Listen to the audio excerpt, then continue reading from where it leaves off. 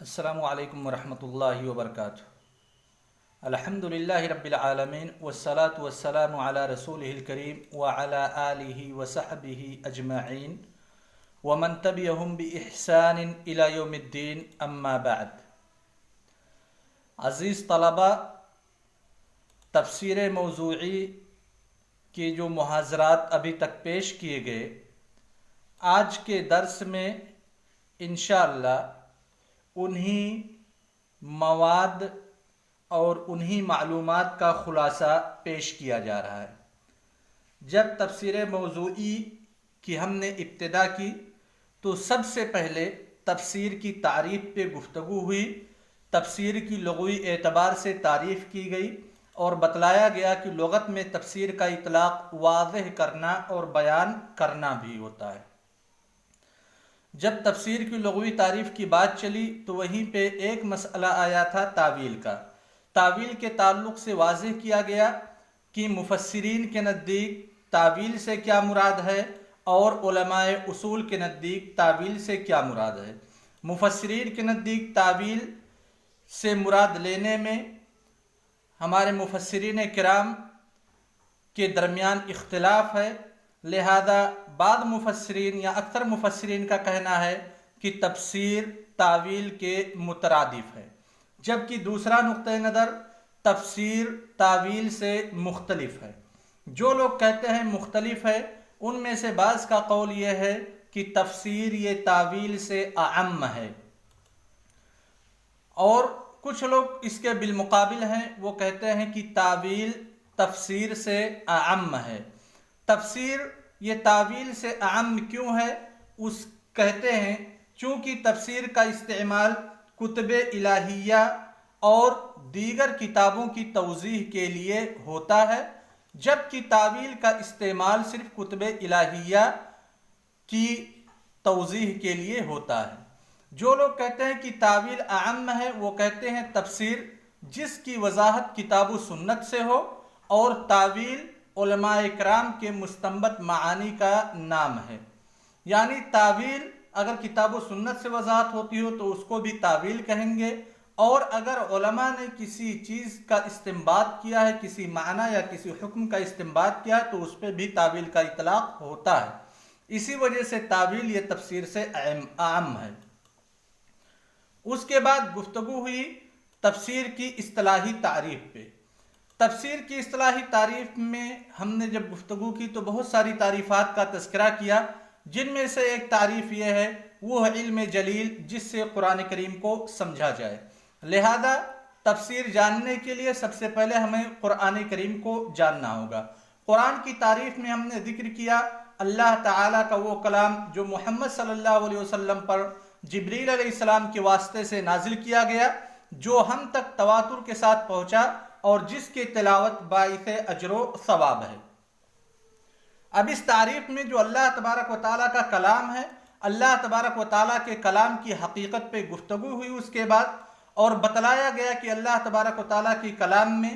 دو متضاد نقطہ نظر پائے جاتے ہیں۔ سب سے پہلے اہل سنہ والجماعہ کا عقیدہ، اس کے بعد مخالفین اہل سنہ والجماعہ کا عقیدہ۔ اہل سنہ والجماعہ کا عقیدہ ہے کہ اللہ تبارک و تعالیٰ کا کلام لفظی ہے، جبکہ مخالفین اہل سنت والجماعت کا عقیدہ ہے کہ اللہ تبارک و تعالیٰ کا کلام نفسی ہے۔ اہل سنت والجماعت کے نزدیک کلام لفظی کا مطلب کیا ہے کہ کلام اللہ تبارک و تعالیٰ کا ذاتی وصف ہے، اللہ تبارک و تعالیٰ صفت کلام سے ازل سے متصف ہے، اور اللہ تبارک و تعالیٰ کا کلام غیر مخلوق ہے۔ یعنی اللہ تبارک و تعالیٰ جب کوئی کلام کرتے ہیں تو وہ چند الفاظ کا مجموعہ ہوتا ہے، اور سامع اس کلام کو سنتا ہے، یعنی اس کلام میں آواز پائی جاتی ہے۔ اس کے بعد ہم نے گفتگو کی تھی کہ کلام نفسی، جن لوگوں کا اعتقاد ہے کہ اللہ تبارک و تعالیٰ کا کلام نفسی ہے، دو فرقے پائے جاتے ہیں، ایک معتزلہ کا، دوسرا اشاعرہ کا۔ معتزلہ اور اشاعرہ اہل سنت والجماعت کی مخالفت میں یہاں پہ متفق ہیں، لیکن کلام نفسی میں متفق ہونے کے باوجود دونوں کے اندر اختلاف پایا جاتا ہے کہ کیا اللہ تبارک و تعالیٰ کا کلام مخلوق ہے یا نہیں۔ لہذا معتزلہ اللہ تبارک و تعالیٰ کے کلام کو مخلوق تصور کرتے ہیں، جبکہ اشاعرہ اللہ تبارک و تعالیٰ کے کلام کو مخلوق تصور نہیں کرتے۔ یعنی اشاعرہ اہل سنت والجماعت کے ساتھ ہیں اللہ تبارک و تعالیٰ کے کلام کے عدم مخلوق ہونے میں، اور معتزلہ کے ساتھ ہیں کہ اللہ تبارک و تعالیٰ کا کلام یہ نفسی ہے۔ اس کے بعد گفتگو ہوئی تھی تفسیر موضوعی کی تعریف پہ کہ تفسیر موضوعی کس کو کہتے ہیں۔ تفسیر موضوعی کی بہت ساری تعریفات ذکر کی گئی تھی، ان میں سے ایک تعریف تھی اسباب نزول، آثار صحیحہ اور اقوال سلف وغیرہ کی روشنی میں ایک موضوع یا ہدف کے مطالعہ کے لیے موضوع سے متعلق آیات کو الگ کرنا۔ تعریف کی شرح اس کے بعد ذکر کی گئی تھی، اور شرح میں بتلایا گیا تھا کہ اس تعریف میں جہاں اس چیز کی طرف اشارہ کیا گیا ہے کہ ایک موضوع سے متعلق آیات کو الگ کرنا ہے، وہیں پہ تفسیر موضوعی کا طریقہ بھی بتلایا گیا ہے کہ آپ تفسیر موضوعی کیسے کریں گے، اور پھر تفسیر موضوعی کے وسائل پہ بھی گفتگو کی گئی ہے کہ تفسیر موضوعی کرتے وقت آپ کن چیزوں کا سہارا لیں گے، اسباب نزول کا سہارا لیں گے، آثار صحیحہ کا سہارا لیں گے، اور اقوال سلف کا سہارا لیں گے۔ اس کے بعد گفتگو ہوئی تھی تفسیر موضوعی کے فوائد پہ۔ بہت سارے فوائد بتلائے گئے تھے، ان میں سے بعض مندرجہ ذیل ہیں۔ قرآن کی تفسیر قرآن سے، لہذا قرآن میں کئی جگہ پہ اطلاق وارد ہوا ہے، اس کی تقیید دوسری جگہ پہ ہے، عموم ہے اس کی تخصیص کی گئی ہے۔ قرآن کریم کے متعدد و مختلف موضوعات کی معرفت سے عظمت قرآن کا اظہار ہوتا ہے، قرآنی اخلاق سے اپنے آپ کو آراستہ کرنے کا موقع ملتا ہے، قرآن کریم کے فہم سلیم کا حصول ہوتا ہے، ایک ہی موضوع سے متعلق منتشر آیات کو یکجا کیا جاتا ہے، قدیم و جدید شبہات کی بے کنی ہوتی ہے، آیات کے مابین موہوم تعارضات کا دفاع کیا جاتا ہے اس علم کے ذریعہ سے۔ اور اس کی مثال دی گئی تھی کہ جیسے مال کے تعلق سے الگ الگ دو قسم کے نصوص پائے جاتے ہیں، ایک جو مال کی اہمیت کو اجاگر کرتے ہیں، اور دوسری جو مال کو فتنہ، وہ نصوص جو مال کو فتنہ بتلاتے ہیں۔ لہذا تفسیر موضوعی جب ہم پڑھیں گے تو ہمیں پتہ چلے گا کہ جو تعارض کا وہم پیدا ہوتا ہے دونوں قسم کے نصوص میں، وہ بالکل وہم ہے اور اس وہم کی کوئی حقیقت نہیں ہے، حقیقت اس کے خلاف ہے، دونوں قسم کے نصوص میں کوئی تعارض موجود نہیں ہے۔ اس کے بعد ہم نے گفتگو کی تھی تفسیر موضوعی کے نشو و نما پہ کہ تفسیر موضوعی جیسا ہم عنوان سے دیکھتے ہیں تو ہمیں یہ خیال آتا ہے، یہ ظاہر ہوتا ہے کہ تفسیر موضوعی ایک جدید علم ہے۔ یہاں تک کہ بعض لوگوں نے جن لوگوں نے تفسیر موضوعی پہ کتابیں لکھی، ان میں سے کچھ لوگوں کا نظریہ یہی ہے کہ یہ جدید علم ہے، اس علم کا وجود متقدمین کے یہاں نہیں تھا، لہذا یہ مرجوح نظریہ ہے کہ یہ علم جدید ہے۔ اس کے بالمقابل راجح نظریہ کہ اس علم کا وجود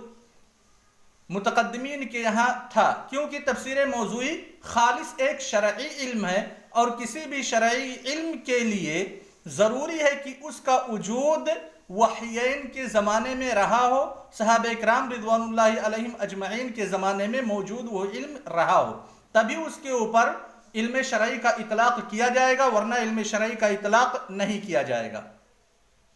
اس کے بعد گفتگو کی گئی تھی کہ تفسیر موضوعی پر لکھنے والے سب سے پہلے مؤلف ہیں مقاتل ابن سلیمان رحمہ اللہ، جن کا انتقال 150 ہجری میں ہوا۔ انہوں نے اپنی کتاب لکھی تفسیر الخمسمائۃ آیہ فی الامر والنہی والحلال والحرام۔ اس کتاب کی انہوں نے جو ترتیب دی وہ فقہائے کرام کی ترتیب پہ کتاب کو مرتب کیا۔ سب سے پہلے ایمان کے تعلق سے جو آیات تھی ان کو اکٹھا کیا اور ان کی تفسیر پیش کی، پھر ابواب الطہارہ پہ گئے، پھر ابواب الصلاۃ پہ، ابواب الزکوٰۃ پہ، اس طرح سے انہوں نے تفسیر کو مرتب کی۔ اس کے بعد گفتگو ہوئی تھی تفسیر موضوعی پر جو کتابیں لکھی گئی، جو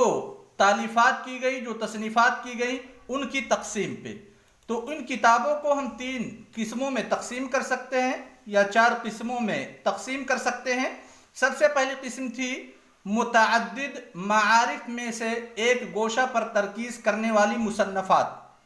بہت سارے معارف ہیں، ان میں سے کسی ایک گوشہ پر ترکیز کرنے والی مصنفات، جیسے کہ علم ناسخ و منسوخ۔ علم ناسخ و منسوخ پر جو کتابیں لکھی گئی ان میں سے بعض کا تذکرہ کیا گیا۔ الناسخ والمنسوخ قتادہ ابن دعامہ السدوسی کی، الناسخ والمنسوخ فی القرآن العزیز وما فیہ من الفرائض ابو عبید القاسم بن سلام رحمہ اللہ کی، الناسخ والمنسوخ ابو جعفر النحاس کی، الناسخ والمنسوخ ابن حزم الظاہری رحمہ اللہ کی، ناسخ القرآن العزیز و منسوخ ابن البارزی رحمہ اللہ کی۔ اس کے بعد منتقل ہویا گیا تفسیر موضوعی پر مصنفات اور مؤلفات کی تقسیم، دوسرے تفسیر موضوعی پر مصنفات و مؤلفات کی دوسری قسم، جس میں بتلایا گیا کہ ہر صورت کے اعتبار سے موضوعات کی تعیین کی جائے، یعنی مکمل قرآن کو نہ رکھا جائے بلکہ صورت کے اعتبار سے موضوعات کی تعیین ہو۔ اس ضمن میں جو سب سے اہم کتاب مانی جاتی ہے وہ ہے التفسیر الموضوعی لسور القرآن الکریم۔ اس کتاب کو بہت سارے علماء نے مل کر کے تیار کیا ہے اور اس کتاب پہ اشراف کیا ہے پروفیسر مصطفیٰ مسلم نے۔ تیسری قسم تفسیر موضوعی پہ لکھی گئی تالیفات اور تصنیفات کا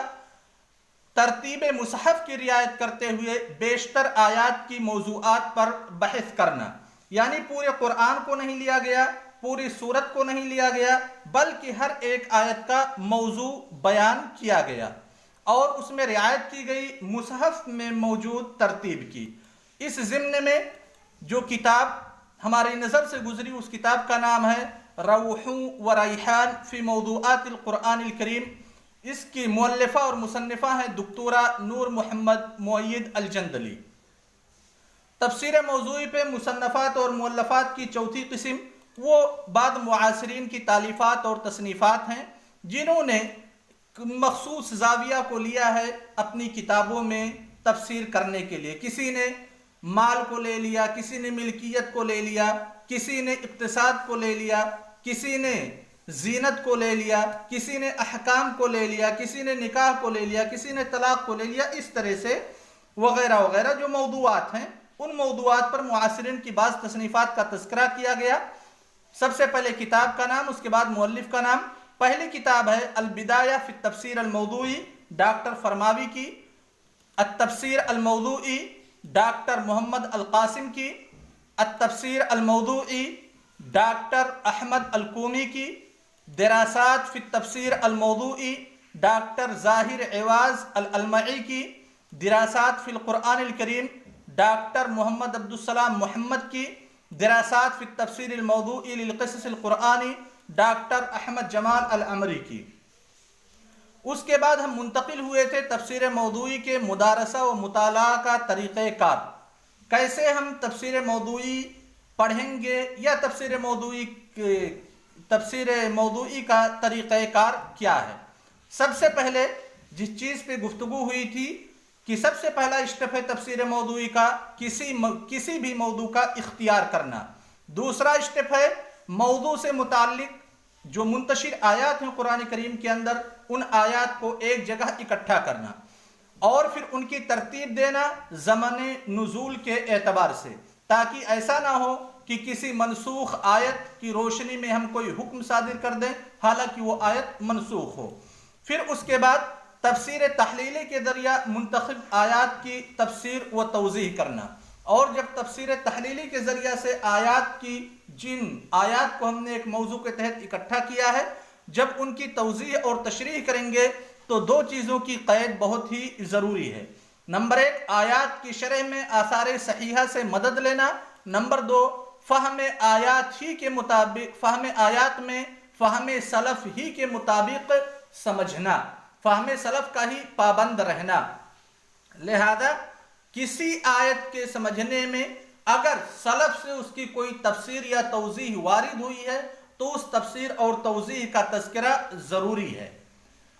ایسا نہیں ہے کہ سلف نے اس آیت کا معنی کچھ اور سمجھا ہے اور ہم یہ ثابت کر دیں کہ سلف عربی زبان نہیں جانتے تھے یا قرآن نہیں جانتے تھے، انہوں نے اس معنی سے تجاہل اختیار کیا اور یہ نیا معنی ہم لے کر کے آ رہے ہیں۔ یہ بالکل غلط مفہوم ہے۔ ہمارا کام صرف اتنا ہے کہ جن لوگوں نے علماء سلف نے جو قرآن کریم کی تفسیر کی ہے ان کی تفسیرات کو، ان کی توضیحات اور ان کی تشریحات کو آج ہم اپنے واقع پر منطبق کر دیں۔ اس کے بعد یہ بتلایا گیا تھا کہ ہم اس فن میں یا اس محاضرے میں،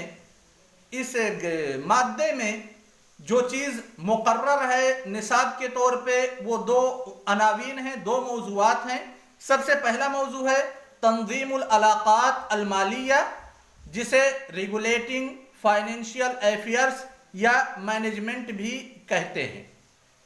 اور دوسرا موضوع تھا تنظیم العلاقات الاجتماعیہ۔ ہم نے سب سے پہلے موضوع پہ گفتگو کرنی شروع کی، تنظیم العلاقات المالیہ۔ سب سے پہلے مال کی تعریف پہ ہم نے گفتگو کی اور بتلایا کہ مال کی تعریف میں علماء کرام کے دو اتجاہات ہیں، اتجاہ اول اور اتجاہ ثانی۔ اتجاہ اول میں مال کی تعریف میں اعتبار منفعت کا کرتے ہیں، عین کا نہیں کرتے۔ اتجاہ ثانی، مال کی تعریف میں اعتبار عین کا ہوگا، لہذا وہ چیز اگر نفع بخش نہیں ہے تب بھی اسے مال کہا جائے گا۔ اور اسی تعریف کی بنیاد پہ، ان دو متضاد اتجاہات کی بنیاد پہ مسئلہ آیا تھا حقوق الملکیہ الفکریہ، یعنی کاپی رائٹس، ٹریڈیشنل مارکس یا لوگوز کی، اور بات ہوئی تھی کہ جو لوگ ملکیہ فکریہ کو یا کاپی رائٹس ٹریڈیشنل مارک کو یہ سمجھتے ہیں کہ یہ منفعت کی چیز ہے، لہذا اسے مال تصور کرتے ہیں، لہذا اس کا بیچنا اور خریدنا درست ہے، اور جو لوگ مال میں عین کا اعتبار کرتے ہیں وہ کہتے ہیں کہ یہ ملکیہ فکریہ، یعنی انسان کے ذہن کی کوئی چیز پیداوار ہے، صرف آئیڈیا ہے، وہ مال نہیں ہے، لہذا اس کی خرید و فروخت درست نہیں ہوگی۔ پھر اس کے بعد گفتگو ہوئی تھی کہ کیا جو انسان کی آئیڈیالوجی ہے، جو اس کے افکار و نظریات ہیں، کیا ان افکار و نظریات کو شریعت نے محفوظ رکھا ہے یا محفوظ نہیں رکھا ہے؟ کیا کوئی انسان اپنے حقوق کو محفوظ رکھ سکتا ہے؟ جو اس کے ادبی افکار ہیں، جو اس کے نظریاتی افکار ہیں، ان کو محفوظ رکھ سکتا ہے کہ نہیں رکھ سکتا؟ اس پہ گفتگو ہوئی تھی اور ادلہ کا ذکر کیا گیا تھا، فقہائے کرام کے آراء کا تذکرہ کیا گیا تھا کہ فقہائے کرام تمام لوگ اس بات پہ متفق ہیں کہ انسان اپنے افکار و نظریات کے حقوق کو محفوظ رکھ سکتا ہے، اور شریعت نے اس کی اجازت دی ہے۔ اللہ کے رسول صلی اللہ علیہ وسلم نے ارشاد فرمایا، من سبق الی ما لم یسبق الیہ مسلم فہو احق بہ۔ یہاں پہ الی ما لم یسبق الیہ مسلم، ما کلمہ عموم میں سے ہے، لہذا سبقت چاہے وہ افکار کے اعتبار سے ہو، نظریات کے اعتبار سے ہو، یا صنعت و حرفت کے اعتبار سے ہو، ساری چیزیں عموم کے افراد میں سے ایک فرد ہیں۔ دوسری دلیل پیش کی گئی تھی اطیب الکسب عمل الرجل بیدہ، اور چونکہ انسان کے جو افکار ہیں وہ بھی انسان کی ذات ہی کی پیداوار ہیں، اس لیے اس کو انسان محفوظ رکھ سکتا ہے اور اس کی تجارت اور بزنس وغیرہ کر سکتا ہے۔ اس کے بعد گفتگو کی گئی تھی کہ کیا حقوق ملکیہ فکریہ سے کی تجارت کرنا، یعنی business of copy rights, traditional marks اور لوگوز، کیا لوگوز کو یا ٹریڈیشنل مارک کو یا کاپی رائٹس کی خرید و فروخت کی جا سکتی ہے، اس کے ذریعہ سے بزنس کیا جا سکتا ہے کہ نہیں کیا جا سکتا؟ جن لوگوں نے حقوق ملکیہ فکریہ کو مال تصور کیا ہے، یعنی منفعت کا اعتبار کیا ہے، تو ان لوگوں کے یہاں ٹریڈیشنل مارک یا پھر کاپی رائٹس یا لوگوز کی خرید و فروخت میں کوئی اشکال نہیں ہے۔ لیکن ان لوگوں کے یہاں صرف اشکال آ جاتا ہے جو مصنفات شرعیہ ہیں، یعنی جو شرعی کتابیں ہیں، مثال کے طور پہ تفسیر ہے، حدیث ہے، شرح ہے حدیث کی، جو شرعی علوم پہ کتابیں لکھی گئی ہیں، ان کتابوں میں آ کر کے علماء کرام کا اختلاف ہوتا ہے۔ یہ ان لوگوں کے نزدیک جو لوگ حقوق ملکیہ فکریہ کو مال تصور کرتے ہیں، کیونکہ انہوں نے اعتبار منفعت کا کیا ہے، عین کا نہیں کیا ہے۔ اور در حقیقت جب مصنفات شرعیہ کی بحث ہوتی ہے کہ مصنفات شرعیہ پہ معاوضہ لیا جا سکتا ہے، اس کی حق ملکیت کو محفوظ کیا جا سکتا ہے کہ نہیں کیا جا سکتا، تو پھر اس مسئلے میں جو اقوال ہیں ان اقوال کو ہم دو جگہوں پہ اکٹھا کر سکتے ہیں، دو نظریہ قائم کر سکتے ہیں۔ سب سے پہلا ہے جمہور اہل علم کا، اس کے بعد ہے علماء احناف کا۔ مصنفات شرعیہ، جمہور اہل علم کہتے ہیں کہ مصنفات شرعیہ کی حق ملکیت کو محفوظ رکھا جا سکتا ہے اور اس کو بیچا بھی جا سکتا ہے، خریدا بھی جا سکتا ہے، جبکہ احناف کہتے ہیں کہ مصنفات شرعیہ کو بیچا نہیں جا سکتا، خریدا نہیں جا سکتا، کیونکہ ان کا تعلق اعمال قرب سے ہے، یعنی اللہ تبارک و تعالیٰ سے تقرب حاصل کی جاتی ہے ان اعمال کی وجہ سے، ان اعمال کے سبب، اور اللہ تبارک و تعالیٰ سے جو چیز انسان کو قریب کرتی ہے اس کی خرید و فروخت شرعاً درست نہیں ہے۔ سبب اختلاف پہ ہم نے گفتگو کی تھی کہ آخر جمہور اہل علم اور علماء احناف کے مابین اختلاف کیوں پیدا ہوا، اس کی اصل وجہ کیا ہے؟ تو اصل وجہ ہم نے بتلائی تھی کہ جو بھی اعمال قرب ہیں، جو بھی اللہ تعالیٰ سے تقرب حاصل کرنے کے اعمال ہیں، اصل مسئلہ وہیں پہ جا کر کے ٹکتا ہے کہ کیا ان اعمال پہ اجرت لی جا سکتی ہے یا اجرت نہیں لی جا سکتی۔ لہذا جمہور اہل علم کے مابین اعمال قرب پہ اجرت لیا جا سکتا ہے، احناف کے مابین اعمال قرب پہ اجرت نہیں لیا جا سکتا، اس لیے احناف کہتے ہیں کہ جو بھی شرعی مصنفات ہیں ان کی حق ملکیت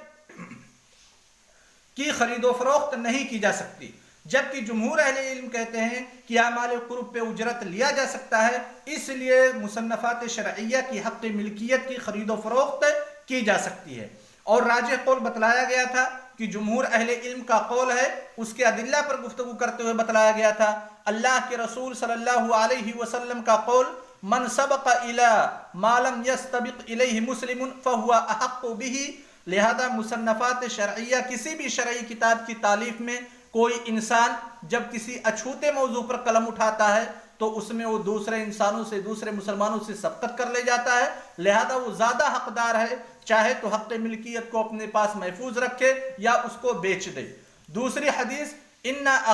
احق ما اخذتم علیہ اجرا کتاب اللہ، یہ در حقیقت ان لوگوں کے بارے میں یہ حدیث وارد ہوئی جو لوگ صحابہ اکرام کی جماعت، وہ جماعت جو گئی تھی کسی ایک جگہ پہ، پھر قبیلہ والوں سے مطالبہ کیا تھا کہ ہماری ضیافت کر لو، ان لوگوں نے انکار کر دیا، سید القبیلہ کو بچھو نے ڈنک مار دیا۔ جب یہ لوگ پہنچے صحابہ اکرام کے پاس کہ ہمارے سید القبیلہ کو بچھو نے ڈنک مار دیا، جھاڑ پھونک کر دو، تو ان لوگوں نے انکار کر دیا کہ ہم جھاڑ پھونک نہیں کریں گے الا یہ کہ اس کے عوض ہم کچھ معاوضہ لیں گے۔ معاوضہ لیا، اللہ کے رسول صلی اللہ علیہ وسلم کے پاس آئے، خبر دی، اللہ کے رسول صلی اللہ علیہ وسلم نے کہا تمہارا معاوضہ لینا بالکل درست ہے، کیونکہ ان احق ما اخذتم علیہ اجرا کتاب اللہ۔ تیسری حدیث جو اس بات پہ دلالت کرتی ہے کہ شرعی مصنفات کی حق ملکیت کو محفوظ رکھا جا سکتا ہے اور حق تالیف یا حق ابتکار کو بیچا جا سکتا ہے، اللہ کے رسول صلی اللہ علیہ وسلم کا قول قد زوجتکھا بما معک من القرآن، یہ اس صحابی جلیل کے لیے جو شادی کرنا چاہتے تھے، ان کے پاس مہر کے لیے کچھ پیسہ نہیں تھا، تو اللہ کے رسول صلی اللہ علیہ وسلم نے قرآن کریم ہی کو ان کے لیے مہر بنا دیا، گویا کہ قرآن کریم کو اللہ کے رسول صلی اللہ علیہ وسلم نے قابل معاوضہ تصور کیا، لہذا قرآن کریم یہ اعمال قرب میں سے ہے، اور جب اللہ کے رسول صلی اللہ علیہ وسلم قرآن کریم پر عوض لے سکتے ہیں تو حق ملکیت پر ہم عوض کیوں نہیں لے سکتے؟ چوتھی جو دلیل ہے ما اکل احد طعاما قط خیرا من ان یاکل من عمل یدہ، یہ حدیث بالکل واضح ہے کہ انسان کی جو نتائج افکار ہیں وہ بھی اسی انسان کے ذریعہ سے وارد ہوئی ہیں، لہذا وہ اپنے نتائج افکار میں تصرف کرنے کا زیادہ حقدار ہے۔ اور جو سب سے آخری دلیل تھی ما لم یتم المشروع الا به فهو مشروع، لہذا شرعی علوم کی نشر و اشاعت یہ مشروع ہے، اور شرعی علوم کی نشر و اشاعت یہ مقصد ہے ایک کہ شرعی علوم کو دوسروں تک پہنچایا جائے۔ اب اگر شرعی علوم کی نشر و اشاعت ایک مقصد ہے تو شرعی علوم پر کتابیں لکھنا یہ ایک وسیلہ ہے شرعی علوم کی حفاظت کے لیے، اور اگر کتابیں لکھتے ہیں اور کوئی دوسرا ذریعہ معاش نہیں اختیار کرتے ہیں، وہ کتابیں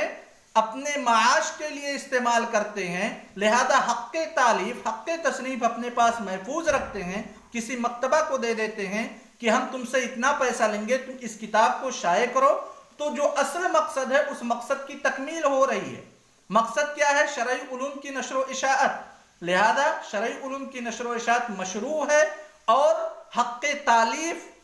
کی حفاظت لہذا مشروع قرار دی جائے گی، کیونکہ اس سے شرعی علوم کی نشر و اشاعت ہو رہی ہے۔ اس کے بعد گفتگو کی گئی تھی کہ شریعت کے نظر میں مال کی حقیقت کیا ہے اور اہمیت کیا ہے۔ 2 پوائنٹ پہ گفتگو ہوئی تھی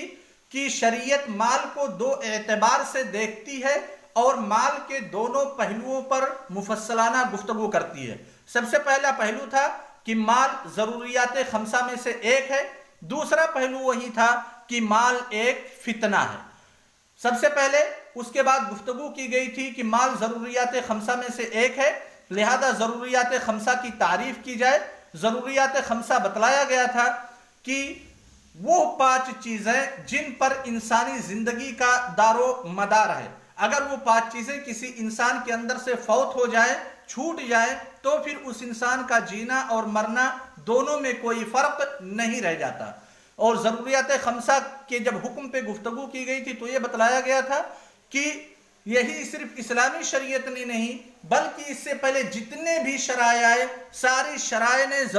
ضروریات 5 کی حفاظت کا ہر ایک مکلف کو حکم دیا ہے، اور وہ 5 چیزیں ہیں: دین کی حفاظت کرنا، اپنے نفس کی حفاظت کرنا، مال کی حفاظت کرنا، عقل کی حفاظت کرنا، اور اپنے نسل یا اپنے اپنی عزت کی حفاظت کرنا۔ لہذا جب ہم مال پہ گفتگو کرتے ہیں تو دیکھتے ہیں کہ مال کی حفاظت کا اسلامی نقطہ نظر کیا ہے۔ 2 اعتبار سے اسلامی شریعت نے مال، جو ایک ضروری چیز ہے انسان کے لیے، جس پر انسانی زندگی کا بقا ہے، 2 اعتبار سے مال کی حفاظت کی۔ من جہت الوجود، یعنی وہ وسائل فراہم کیے جن کے ذریعہ سے انسان کے پاس مال آ سکتا ہے، اور من جہت العدم، یعنی ان تمام وسائل کو حرام قرار دے دیا جن کے ذریعہ سے ایک انسان کے مال پر کوئی دوسرا تجاوز کرے، عدوان کرے، سرکشی کرے اور اس کے مال کو ہڑپ کر لے جائے۔ لہذا ان 2 وسائل سے اسلامی شریعت نے مال کی حفاظت کی۔ اس کے بعد گفتگو ہوئی کہ من جہت الوجود شریعت اسلامیہ نے مال کی حفاظت کیسے کی۔ سب سے پہلا پوائنٹ یہ تھا کہ اسلام نے کام کی اہمیت کو اجاگر کیا اور کام کرنے والوں کی تکریم کی۔ اللہ کے رسول صلی اللہ علیہ وسلم ارشاد فرماتے ہیں: ما اکل احد طعاما قط خیرا من عمل یدہ وان نبی اللہ داؤد کان یاکل من عمل یدہ۔ دوسرا پوائنٹ، ہر شہری کو شریعت اسلامیہ نے کام کرنے کا حق دیا اور حکومت کے ذمہ روزگار کے مواقع فراہم کرنا طے کیا کہ حکومت کی ذمہ داری ہے کہ وہ لوگوں کے لیے روزگار کے مواقع فراہم کریں۔ اللہ کے رسول صلی اللہ علیہ وسلم ارشاد فرماتے ہیں: الا کلکم راع وکلکم مسئول عن رعیتہ۔ تیسرا وہ پوائنٹ جس کے ذریعہ سے اسلامی شریعت نے مال کی حفاظت کی، مال کے تمام حقوق کو محفوظ رکھا۔ لہذا اللہ کے رسول صلی اللہ علیہ وسلم ارشاد فرماتے ہیں: اعطوا الاجیر حقہ قبل ان یجف عرقہ، اور دوسری حدیث میں ارشاد فرماتے ہیں: ثلاثۃ انا خصمہم یوم القیامہ، انہی میں سے ایک آدمی ورجل استاجر اجیرا ولم یوفہ حقہ، ایک ایسا آدمی جو کسی کو اجرت کے لیے، مزدوری کے لیے طلب کرتا ہے اور مزدوری کے بعد اس کی اجرت نہیں مہیا کرتا، تو ایسے انسان کا مد مقابل قیامت کے دن میں رہوں گا۔ اس کے بعد چوتھا جو پوائنٹ تھا کہ شریعت اسلامیہ نے منیمم انکم کی تعیین کر دی، یعنی منیمم بیلنس کیا ہونا چاہیے، نیونتم آئے کیا ہونا چاہیے۔ شریعت کی نظر میں منیمم انکم اللہ کے رسول صلی اللہ علیہ وسلم کی اس حدیث میں موجود ہے: من ولی لنا عملا ولیس له منزل فلیتخذ منزلا، او لیست له زوجہ فلیتخذ زوجہ، او لیس له مرکب فلیتخذ مرکب۔ یعنی شریعت کی نظر میں نیونتم آئے یا منیمم بیلنس یا منیمم انکم، 1 سال آدمی کام کرتا ہے تو اسے اتنی مزدوری ملنی چاہیے کہ اگر وہ بے گھر ہے تو گھر بنا لے اپنا نجی، اگر اس کے پاس بیوی نہیں ہے، شادی کرنا چاہے تو شادی کر لے، اور اگر اس کے پاس سواری کا کوئی سامان نہیں ہے تو اپنی سواری کا انتظام کر لے۔ حکومت ہند نے اس سے پہلے راہل گاندھی نے جو فیصلہ کیا تھا کہ منیمم آئے ایک سال میں 72,000 روپے کیا جائے، ہر مہینے میں 6,000 روپے کم سے کم ایک آدمی کی آمدنی ہونی چاہیے، اور کچھ دوسرے لوگ تو سوچتے بھی نہیں کہ انسان کی منیمم آئے یا پھر نیونتم آئے کیا ہونی چاہیے۔ 5واں پوائنٹ، شریعت نے کیسے مال کی حفاظت کی من جہت الوجود۔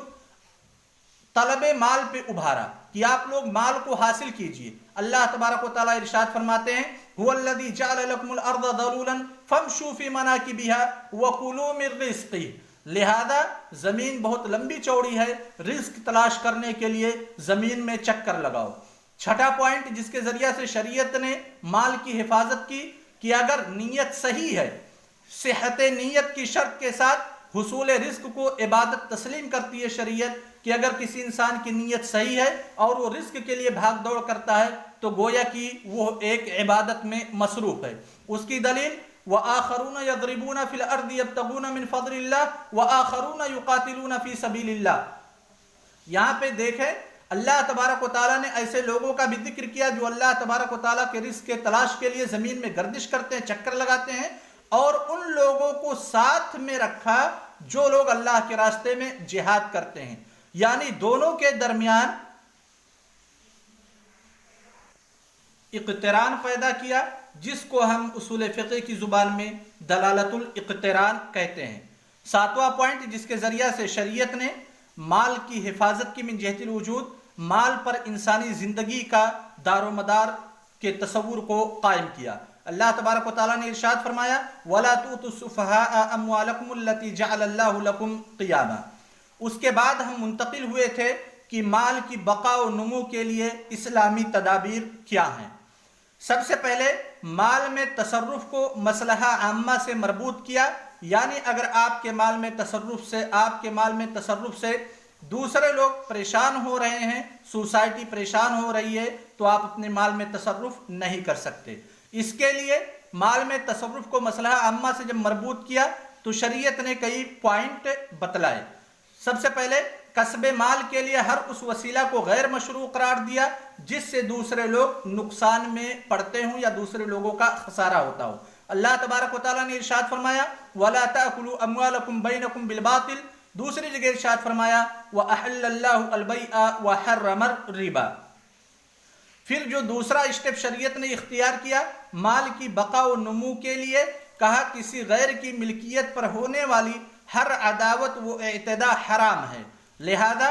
چوری اور ڈاکہ زنی کو حرام قرار دیا، فراڈ اور حیلہ بازی کو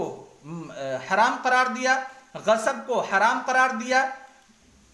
اور چوری کی سزا بھی متعین کی. کہا والسارق والسارقۃ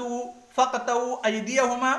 ڈاکہ زنی اور قتل و غارت گری کی سزا متعین کی. کہا انما جزاء الذین یحاربون اللہ ورسولہ ویسعون فی الارض فسادا ان یقتلوا او یسلبوا او تقطع ایدیہم وارجلہم من خلاف او ينفوا من الارض ذلك لهم خزي في الدنيا وفي الاخرة ولهم في الاخرة عذاب عظيم. چوتھا پوائنٹ کسی غیر کی ملکیت کے اتلاف اور نقصان کرنے پر جرمانہ کو عائد کیا، لہذا اللہ کے رسول صلی اللہ علیہ وسلم ارشاد فرماتے ہیں کل المسلم علی المسلم حرام دمہ ومالہ وعرضہ. پانچواں پوائنٹ ملکیت مطلقہ کا انتصاب شارع کی جانب اور انسان کو مال کے تصرف میں وکیل کی حیثیت عطا کرتی ہے شریعت اسلامیہ. اسی لیے اللہ تبارک و تعالی نے گویا کہ انسانوں کو وکیل بنایا ہے، اور اصل مال کا مالک اللہ تبارک و تعالیٰ کی ذات ہے. اللہ تبارک و تعالیٰ نے ارشاد فرمایا وَأَنفِقُوا مِمَّا جَعَلَكُمْ مُسْتَخْلَفِينَ فِيهِ. دوسری جگہ ارشاد فرمایا وَآتُوهُمْ مِن مَّالِ اللَّهِ الَّذِي آتَاكُمْ. جب شریعت اسلامیہ نے انسان کو وکیل بنایا ہے تو اسی لیے انسان کو بتلایا کہ کار خیر اور مشروع و مباح مقامات ہی میں آپ مال خرچ کر سکتے ہیں، دوسرے مقامات پہ جو محرم طریقے ہیں وہاں پہ آپ مال کو خرچ نہیں کر سکتے. اللہ تبارک و تعالیٰ نے ارشاد فرمایا يَسْأَلُونَكَ مَاذَا يُنْفِقُونَ قُلْ مَا أَنْفَقْتُم مِّن خَيْرٍ فَلِلْوَالِدَيْنِ وَالْأَقْرَبِينَ وَالْيَتَامَى وَالْمَسَاكِينِ وَابْنِ السَّبِيلِ. جب انسان ایک وکیل کی حیثیت رکھتا ہے تو اسی لیے شریعت نے بتلایا کہ مشروع اور جائز طریقوں سے ہی مال کو کمانا ہے. اللہ تبارک و تعالیٰ نے ارشاد فرمایا وَلَا تَأْكُلُوا أَمْوَالَكُمْ بَيْنَكُمْ بِالْبَاطِلِ وَتُدْلُوا بِهَا إِلَى الْحُكَّامِ لِتَأْكُلُوا فَرِيقًا مِّنْ أَمْوَالِ النَّاسِ بِالْإِثْمِ وَأَنْتُمْ تَعْلَمُونَ. من جہت الوجود شریعت نے مال کی حفاظت کیسے کی؟ چھٹے نمبر پہ سفہا اور کم عقلوں کے مال کی حفاظت کے لیے قوانین کی تقنین کی، لہذا یتیموں کے لیے اولیاء امور کی تعیین کی۔ اللہ تبارک و تعالیٰ ارشاد فرماتے ہیں وَابْتَلُوا الْيَتَامَى حَتَّى إِذَا بَلَغُوا النِّكَاحَ فَإِنْ آنَسْتُم مِّنْهُمْ رُشْدًا فَادْفَعُوا إِلَيْهِمْ أَمْوَالَهُمْ۔ قانون حجر بنایا کہ کوئی ایسا عقل مند، کوئی ایک بالغ آدمی جو اپنے مال میں حسن تصرف نہیں کرتا ہے تو اس کے تصرف کو رائگاں قرار دیا جائے گا۔ اللہ تبارک و تعالیٰ نے ارشاد فرمایا وَلَا تُؤْتُوا السُّفَهَاءَ أَمْوَالَكُمُ الَّتِي جَعَلَ اللَّهُ لَكُمْ قِيَامًا، اور مال کی نمو اور استقرار کے لیے، اس کے اضافے کے لیے شریعت نے جو قوانین بنائے، جو انتظام کیے، آخری پوائنٹ جو ہے کہ مالی نظام کی بنیاد دو چیزوں پہ رکھا شریعت نے۔ سب سے پہلی چیز رضامندی، اس کے بعد عدل۔ اگر دونوں میں سے کوئی ایک چیز فوت ہے تو پھر وہ معاملہ صحیح نہیں ہو سکتا شریعت کی نظر میں۔ رضامندی کی مثال دلیل اللہ تبارک و تعالیٰ کا قول یا ایھا الذین آمنوا لا تأکلوا اموالکم بینکم بالباطل الا ان تکون تجارۃ عن تراض منکم، اور عدل کی دلیل استقراء شریعت ہے، استقراء نصوص ہے۔